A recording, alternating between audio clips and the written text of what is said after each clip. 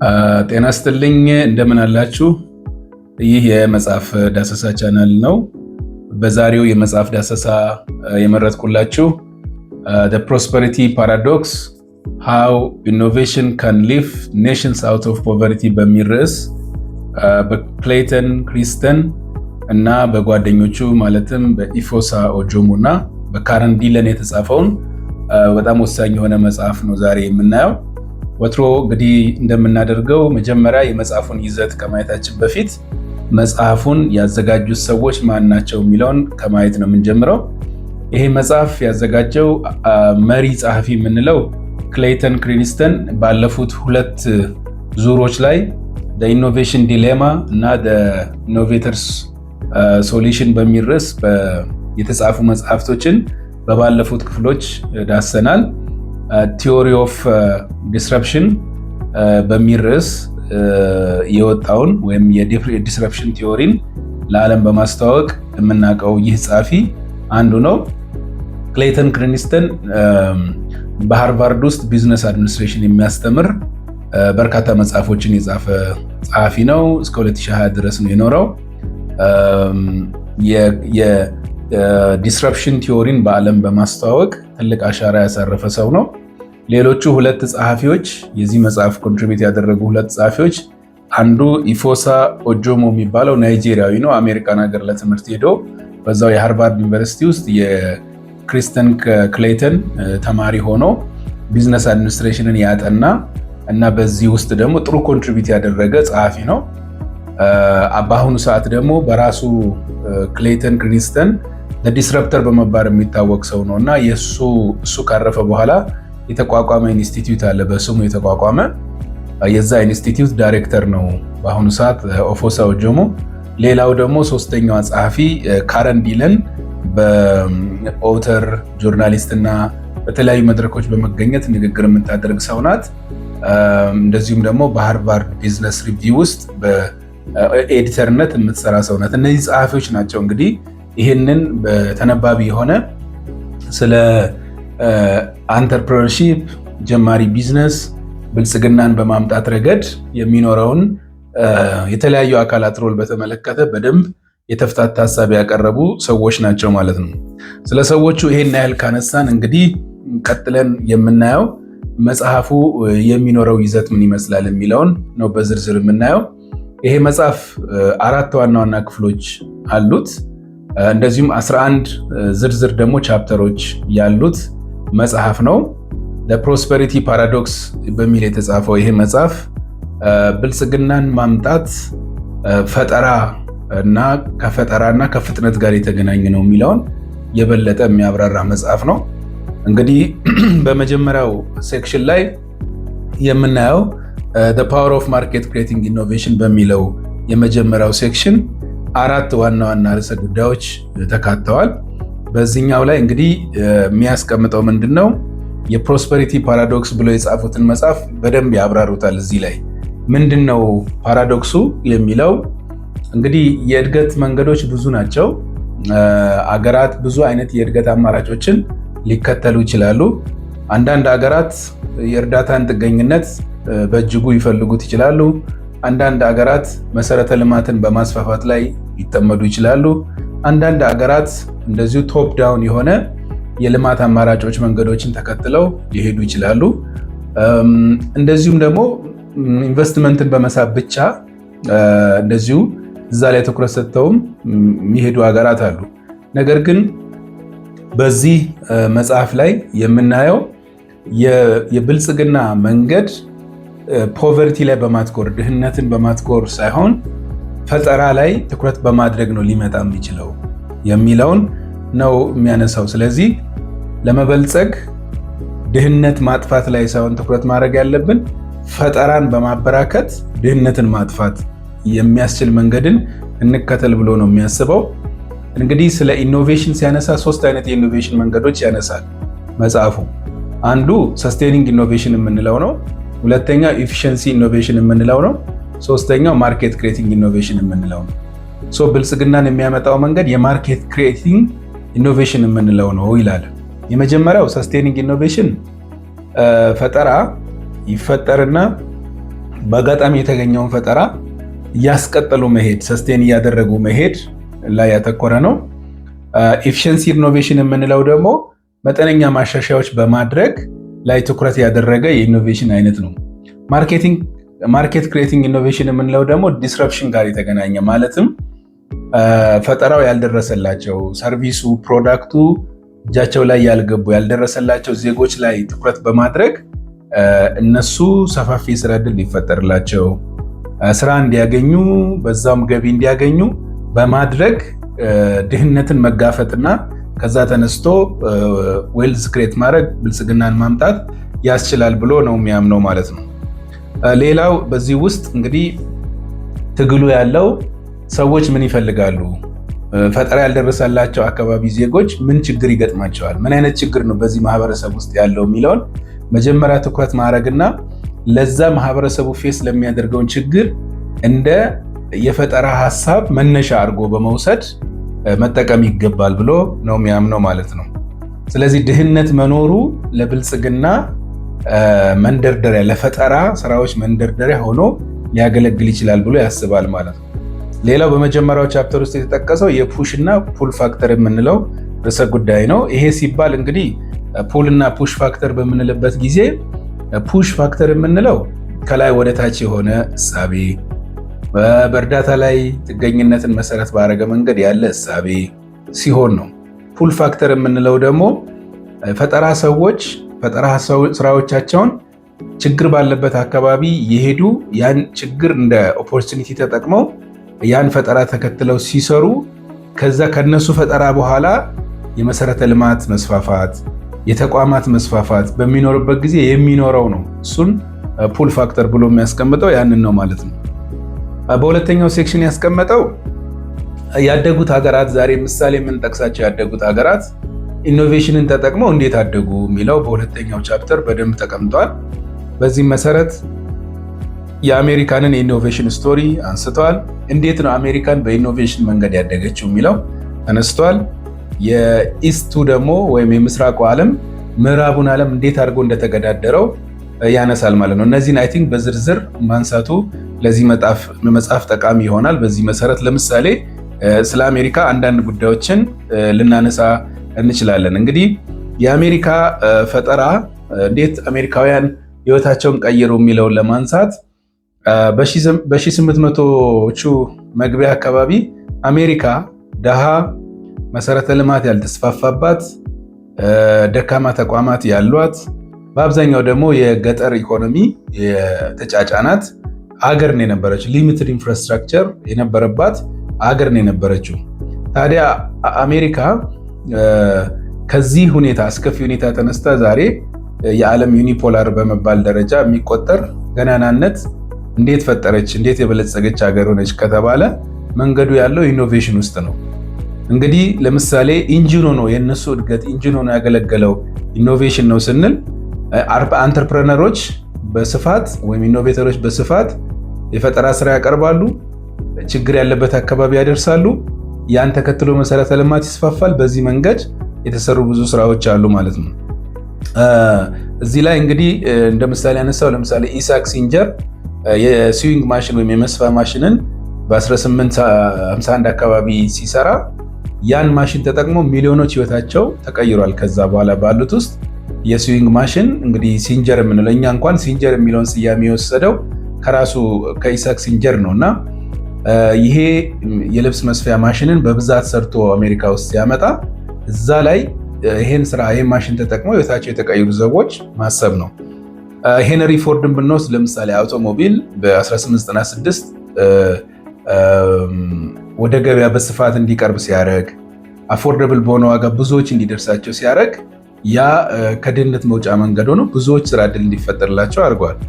አሌክሳንደር ግራሃም ፔል ደግሞ በ1876 የቴሌፎን ለምሳሌ መስፋፋት ብትወስዱ በጣም ብዙ ሚሊዮኖች የዚህ መሰረተ ልማት የዚህ ፈጠራ ተጠቃሚ ሆነው እናገኛቸዋለን ማለት። ስለዚህ ተቋማትና ኢንስቲትዩሽንስ ይህንን የፈጠራዎች ተከትለው ይሄዳሉ ብሎ ያነሳል ማለት ነው። በዚህ ረገድ የፎርድን ሞዴል ቲ እንደ ምሳሌ አንስቶታል። ፎርድ ሞዴል ቲ መኪናን ሲገነባ መንገድ የለኝም፣ ይሄንን ከፈጠርኩኝ ከአሜሪካ ውስጥ ለዚህ ሊሆን የሚችል መሰረተ ልማት አልተመሰረተም ወይም የመንገድ መስፋፋት የለም ብሎ ሳይቆም በብዛት እነዚህ መኪኖች የሞዴል ቲ መኪኖች ፎርድ መኪኖች በብዛት ሲሰሩ ያን ተከትሎ መንገዶች፣ ኤሌክትሪሲቲ እና መሰል የትራፊክ ኢንፍራስትራክቸሮች እየተስፋፉ እንዲሄዱ እድል ፈጥሯል ማለት ነው። ቪሸስ ሰርክል አይነት ነው። ማለትም የማርኬት ፈጣሪ ወይ ማርኬት ክሬቲንግ ኢኖቬሽንስ በመባል የሚታወቁት ስራ እድል ይፈጥራሉ። ትልልቅ ኩባንያዎቹ ታክስ ይከፍላሉ። እነሱ መልሰው ተቋማትን ይደግፋሉ። በዚህ መንገድ ነው የብልጽግና መንገድ ብሎ ያስቀምጣቸዋል። ስለዚህ ዋናው የሚወሰደው ቴካዌ ከዚህ ውስጥ አሜሪካ ያደገችበት መንገድ ፈጠራን መሰረት ባረገ መንገድ ነው። ተቋማት ገንብታ ጨርሳ እነዛ ተቋማት አይደለም ብልጽግና መንገድን ያመጡላት ብሎ ነው በዚህ መጽሐፍ ለማንሳት የሞከረው ማለት ነው። ሌላው እንደ ምሳሌ በዚህ መጽሐፍ ውስጥ የምናገኘው እንዴት ነው የምስራቁ ዓለም የምዕራቡን ዓለም ፈጠራዎች የተገዳደረው የሚለውን እንደሞ አንስተዋል። በዚህ ረገድ እንደ ምሳሌ ያነሳቸው ካነን እና ፐርሰናል ኮፒየርን ነው። እንደምታውቁት በ1970ዎቹ ዜሮክስ በመባል የሚታወቁት ፕሪንተሮች፣ ኮፒየሮች ማርኬቱን ተቆጣጥረውት ነው የነበረው በአሜሪካ። ነገር ግን ቀስ ብሎ ካነን በመባል የሚታወቀው የጃፓን ኩባንያ ስሪት ስማርት ሆኖ የቀረበ በቀላሉ መገኘት የሚችል አፎርደብል በሆነ መንገድ የቀረበ ፈጠራ ነው። ካነን የጃፓን ፈጠራ ነው። ያንን ቀደም ሲል ተቆጣጥሮት የነበረውን የምዕራቡን ዓለም ፈጠራ ኦልሬዲ ከገበያ አውጥቶታል ማለት ነው። ሳምሰንግንና የኮንሱመር ኤሌክትሮኒክስን ብንወስድ ሳውዝ ኮሪያ የሳምሰንግ ፈጠራ ባለቤት ናት። በአንድ ወቅት ግን የድህነት ምሳሌ የነበረች፣ በጦርነት የምትታመስ የነበረ፣ በሰሜኑና በደቡብ መካከል በ50ዎቹ በጦርነት ውስጥ የነበሩ እንዲያውም የኛ በደቡብ ኮሪያ በኩል ቃኘው ሻለቃ ጦር ሄዶ ድጋፍ ያደረገላት ናት። ለምሳሌ በተባበሩት መንግስታት ማዕቀፍ ማለት ነው። ስለዚህ በጦርነት ይታወቁ የነበሩ እጅግ ደሃን አገር ሊቀይር የቻለው ፈጠራ ነው። ሳምሰንግ ኩባንያን ብትወስዱ በማርኬት ክሬቲንግ ኢኖቬሽን ነው የተለወጠው። አይፎንን ማለትም ፎኖችን፣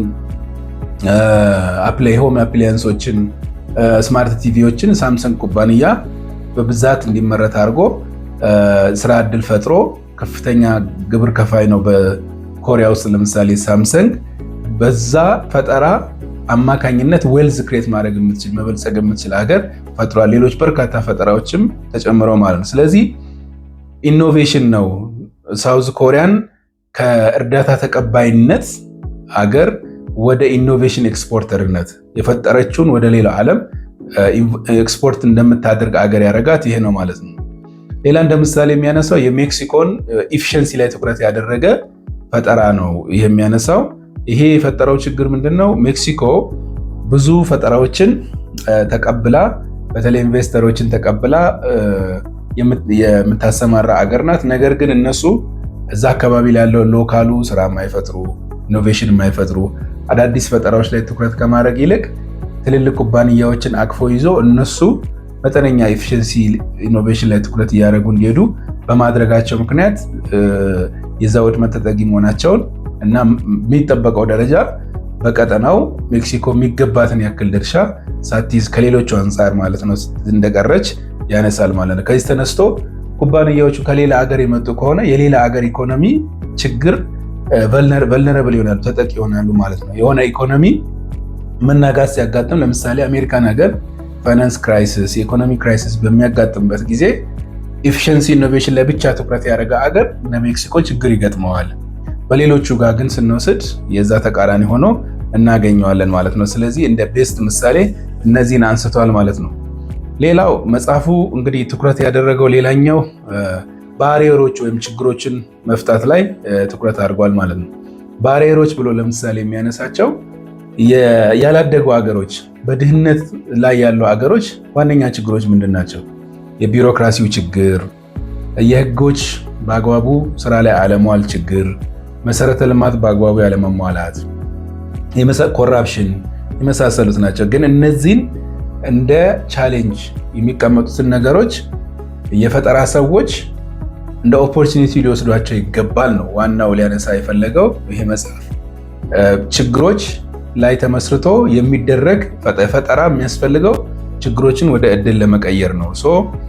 ከፕሮስፐሪቲ ፓራዶክስ ወደ ፕሮስፐሪቲ ፕሮሰስ የምንመጣው የፈጠራ ሰዎች ችግሮችን እንደ እድል ተጠቅመው መፍትሄ ማምጣት የሚችሉበት ሁኔታ ሲፈጠር ነው የሚለውን በደንብ በመጽሐፉ ለመዳሰስ ተሞክሯል ማለት ነው። ስለዚህ ኮር ኮንሴፕቱ የዚህ መጽሐፍ የፈጠራ ወይም ደግሞ ማርኬት ክሬቲንግ ኢኖቬሽን የሚባለው አዳዲስ ስራ እድል በመፍጠር ኢንፍራስትራክቸር በመገንባት ኢንስቲትዩሽኖች በማጠናከር አጠቃላይ ኢንታየር የሆነውን አገር ጠቅለል ያለውን የአገር አቅም ከፍ በማድረግ ላይ የተመሰረተ ይሆናል ብሎ ያነሳል ማለት መጽሐፉ። በአፍሪካ ምሳሌ የሚያደርጋቸው እንደ ኤምፔሳ የሚባለው የሳፋሪኮም ኩባንያ 90% ለምሳሌ ኬንያ የስልክ ተጠቃሚ ያደረገበትና ፈጠራን በማስፋት ረገድ ትኩረት ያደረገበትን አንስቷል። ይሄንን እኛም ሀገር ለምሳሌ ኢትዮ ቴሌኮም በአሁኑ ሰዓት አጠቃላይ አቅሙ ቢወሰድ ከፍተኛ የሆነ ተደራሽነት አቅም ጨምሯል። ኢትዮ ቴሌኮም ዛሬ 62 ቢሊዮን አካባቢ አኑዋል አሁን በቅርብ የወጣ የትርፉን እንኳን ብንወስድ ይህን ያክል ዓመታዊ ትርፍ ያገኛል። ወደ 52 ሚሊዮን አካባቢ የሚደርስ የቴሌ ብር ተጠቃሚ እናገኛለን። ከ1 ትሪሊየን የኢትዮጵያ ብር በላይ ትራንዛክሽን እንዳለ አይተናል። ቶታል ሰብስክራይበር ወደ 80 ሚሊዮን ደርሷል። ይሄ ፈጠራን ኢንክሉሲቭ በሆነ መንገድ አገልግሎቱ ወዳልደረሰባቸው ዜጎች ጭምር በመድረስ ለምሳሌ ሞባይል ባንኪንግን በማዳረስ ረገድ ከፍተኛ ሚና አለው ማለት ነው። ይሄም ምሳሌ ራሳችን ስንጨምር የምናገኘው ነገር ነው። በሱ መጽሐፍ ላይ ሳፋሪኮም አካል የሆነውን ኤምፔሳን አንስቶ እንደ ምሳሌ አቅርቦታል። ሌላ እንደ ምሳሌ ያነሳው ሴልቴል በመባል የሚታወቀውን የሞ ኢብራሂም ኩባንያ ነው። ሞ ኢብራሂም ሱዳናዊ አንተርፕረነር ነው። በ1998 ዓ.ም ጀምሮ ሴልቴል በመባል የሚታወቀውን ፈጠራ አምጥቷል። አምስተርዳም ላይ ነው ቤዝ ያደረገው ይሄ ኩባንያ። በ14 የአፍሪካ ሀገራት ላይ ይሰራል። ዋና ትኩረቱ ኔትወርክ ታወሮችን በየቦታው እየዘረጋ የሞባይል አክሰሲቢሊቲ የኔትወርክ አክሰሲቢሊቲ በስፋት እንዲደርስ ማድረግ ነው። ስለዚህ መሰረተ ልማት አልተሟላልኝም፣ መንገድ አልገባልኝም በሚል የሚደረገውን ብሬክ አርጎት ይህንን ፕሪፔድ የሆነ የሞባይል ሰርቪስን በአፍሪካ ውስጥ በብዛት እንዲተዋወቅ ያደረገ ሰው ሆኖ እናገኘዋለን ማለት ነው። ስለዚህ በእነዚህ እስካሁን በቀረቡት ኬዝ ስተዲዎች ሁሉ የምናገኘው ትምህርት ምንድን ነው የሚለውን በደንብ ትኩረት አድርገን እንየው። ዋናው ማስተላለፍ የተፈለገው ትምህርት ነን ኮንሱመሮች ወይም ተጠቃሚ ያልሆኑ ፈጠራ፣ አገልግሎት፣ ፕሮዳክት፣ ሰርቪስ ያልደረሰላቸው ጋራ በማስፋት ላይ ትኩረት ማድረግ፣ ሲምፕሊሲቲ፣ አፎርደብል መሆን፣ በቀላሉ የሚገኝ ማድረግ፣ ኢኖቬሽን መሰረተ ልማት ሳይስፋፋ የሚባል ነገር ማቆም፣ ችግሮችን መጀመሪያ በማህበረሰብ ውስጥ ለይቶ እነሱን ወደ መልካም ዕድልነት መጠቀም፣ ምን አይነት ችግር አለ የሚለውን ከለዩ በኋላ የፑሽ ትራፕ የምንለውን ደግሞ ከላይ ወደ ታች ይሄ ካልሆነልኝ የሚለውን እሳቤ ቀርፎ ባሪየሮችን፣ ችግሮችን መልካም አጋጣሚ አድርጎ ማሰብ ያስፈልጋል የሚል ነው። ስለዚህ ኢኖቬሽን ድራይቭስ ፕሮስፐሪቲ፣ ፈጠራ ብልጽግናን ለማምጣት ትልቅ አቅም አለው የሚለውን ከነዚህ መጽሐፎች እንማራለን ማለት ነው። ስለዚህ የመጽሐፉ ዋና ጭብጥ በዚህ ላይ ትኩረት ያደረገ ነው።